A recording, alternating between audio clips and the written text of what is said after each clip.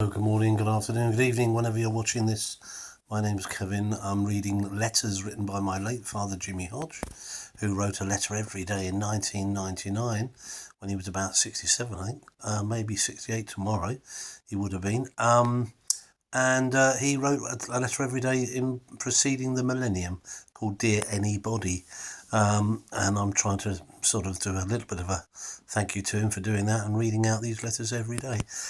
We've got to the 11th of April. Tomorrow is the 12th. That was actually his birthday, so we'll be remembering tomorrow. But on the 11th of April 1999, Jimmy was still focusing on two issues, really. I'll say the news was focusing on two issues. One was the war in Kosovo, and Jimmy was making the point that there was so much information in the papers about what NATO forces were doing. He did wonder whether, in fact, the whole thing was a little bit too easy for the opposing forces to see exactly what the NATO forces were doing, and it brought into question the whole thing about what do you publish, what do you not publish, and how much help you give the enemy. So that was one topic of conversation. Second one was nurses.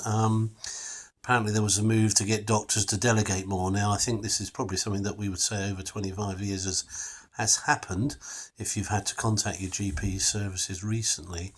And cut to the chase, nurses were being sort of asked to take on roles they wouldn't normally have done. So practitioners will be maybe looking for how to tender to basic things like flu and sprains and things, and leaving the doctor to do the more important things. Although, of course, Jimmy would always find the odd example to prove how difficult that was when you got through and you were asked a whole series of questions, particularly if you were a medical professional, sort of go away and take aspirins, when in fact it probably needed something a bit more serious. And when you asked who was doing the thing, it was just a receptionist. So I think that's changed a little bit. I think triaging, e-consultation, certainly my own doctors have been pretty good at getting back to me with various things. So I'm very grateful to them. I'm not sure what your experience is, but it has definitely moved on, I think, from 25 years. The only thing that hasn't changed, of course, is the sort of 8 p.m.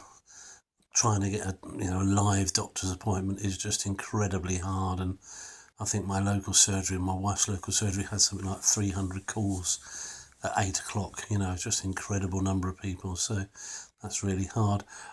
He was also talking about McDonald's. Now, why was he talking about McDonald's? Apparently, ambulances were finding that if they parked in a McDonald's car park, they actually could get to places more quickly, on the premise that there were a lot of these McDonald's around, and if they placed themselves strategically, they could get to places more quickly, which makes sense, rather than the central station. I'm not sure if that's still the case. I think you occasionally see ambulances parked on the side of roads and things. But Dad was making the point whether it should be extended to fire brigade and police, but not sure it ever was.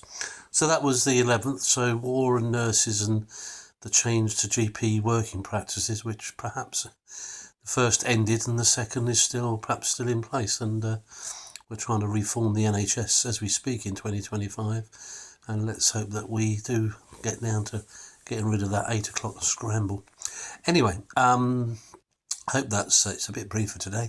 But anyway, thanks for watching. Thanks for subscribing or ticking or whatever you do. And appreciate that. And I'm sure my dad would do as well. And there you go. Bye.